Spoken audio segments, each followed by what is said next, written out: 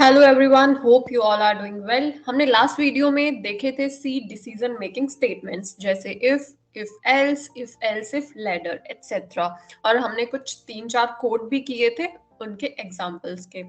और अब इस वीडियो में मैं एक और एग्जांपल उसी कंसेप्ट के ऊपर आपको करवाऊंगी, that is find the greatest number among 3 numbers. सो यहाँ पे भी हम ऑनलाइन आईडी ओपन कर लेते हैं कोड लिखने के लिए। सो यहाँ पे एक फॉर्मेट आ गया है ऑलरेडी, टेम्पलेट। हमें इस क्वेश्चन में क्या फाइंड करना है? Find greatest among 3 numbers. तो इस क्वेश्चन को हम दो तरीके से करेंगे, जो हमने लास्ट वीडियो में इफ स्टेटमेंट्स पढ़े थे उनके बेस पे ही। ओके, सो अब हम यहाँ पे इसका कोड लिखते हैं। सबसे पहले हमें 3 नंबर्स एंटर करवाने होंगे। सपोज हम फ्लोटिंग टाइप 3 नंबर्स लेते हैं, n1, n2 और n3। और अब हम यूजर से पूछेंगे कि एंटर 3 नंबर्स।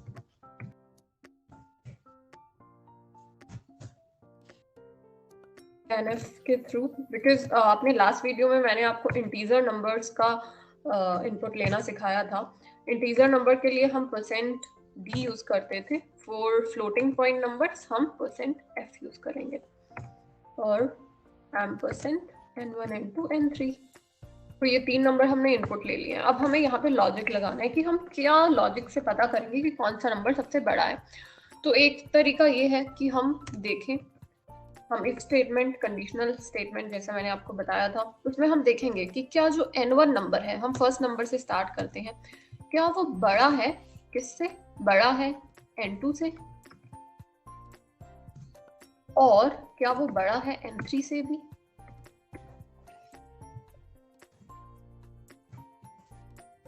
अगर वो इन दोनों नंबर से बड़ा है, इसका मतलब है कि n1 नंबर है वो सबसे बड़ा है। यहाँ पे हम इक्वल स्टेटमेंट भी लगा सकते हैं, बिकॉज वो नंबर्स इक्वल भी हो सकते हैं। इक्वल वाले केस में हम n1 को ही बड़ा कंसीडर कर सकते हैं। सो हम यहाँ पे प्रिंट कर देंगे अगर ऐसा होता है कि n1 is the largest number. अगर ये वाला कंडीशन हमारा ट्रू हो जाता है कि n1 है वो n2 से बड़ा है और n1 है वो n3 से भी बड़ा है, इससे ये क्लियर हो गया कि n1 सबसे बड़ा है।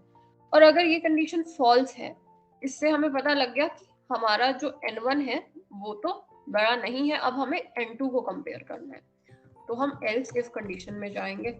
यहाँ हम अब कंपेयर करेंगे n2 को, तो हम लिखेंगे n2 है, क्या वो बड़ा या इक्वल है n3 से? और n2 है वो n1 से भी बड़ा होना चाहिए। अगर जो n2 है वो n3 और n1 इन दोनों से बड़ा है, इसका मतलब n2 है वो सबसे बड़ा नंबर है।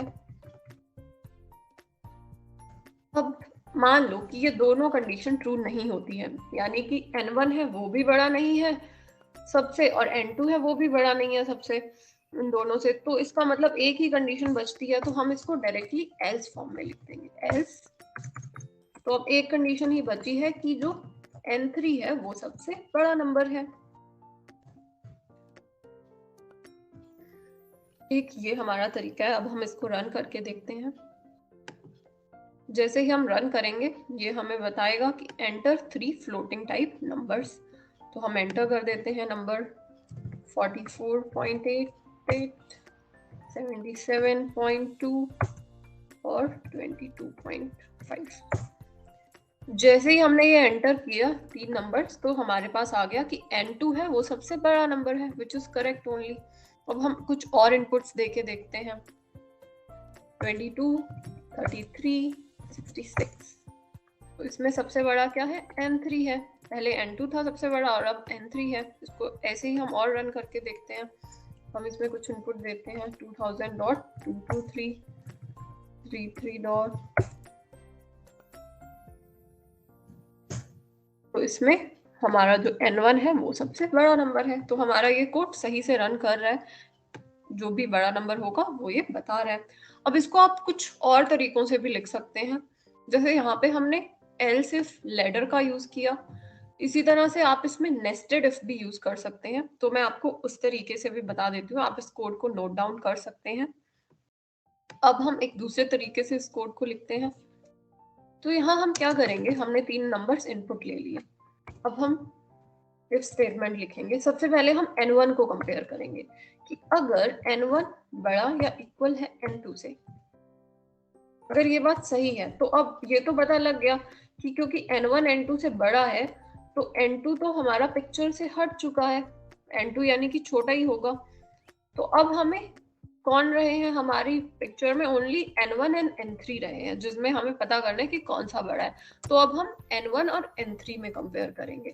अब अगर ऐसा है कि n1 है वो n3 से भी बड़ा है, तो उस केस में हम क्या करेंगे, इसका मतलब हमारा n1 सबसे बड़ा है, हम प्रिंट एफ कर देंगे n1 इज लार्जर।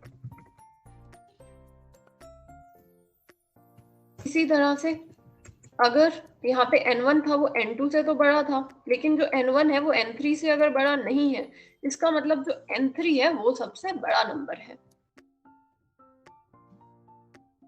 अगर ऐसा नहीं है तो हम प्रिंट कर देंगे कि n3 is the largest number. अब उसके बाद में अगर मान लो कि ये वाली कंडीशन ट्रू नहीं है, यानी कि n1 है वो n2 से बड़ा नहीं है, उस केस में क्या होगा,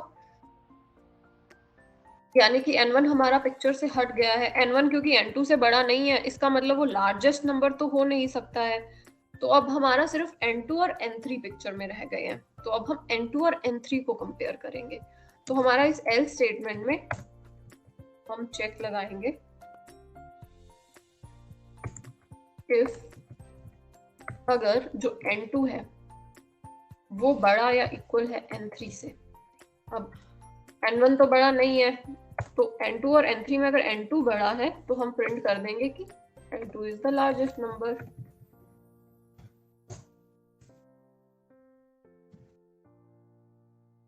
और अगर n2 n3 से बड़ा नहीं है, इसका मतलब सिर्फ n3 है वही सबसे बड़ा नंबर है, क्योंकि n1 तो ऑलरेडी यहाँ पे हमें पता लग गया था छोटा नंबर है n2 से।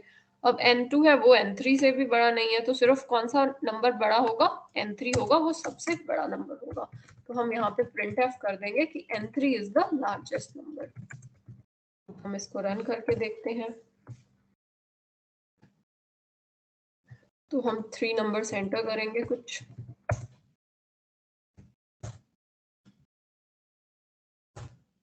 यहाँ पे जो सबसे बड़ा नंबर है वो है सेकेंड नंबर। तो यहाँ हमारा आ गया कि n2 इज लार्जेस्ट नंबर। अब हम कुछ और नंबर एंटर करते हैं।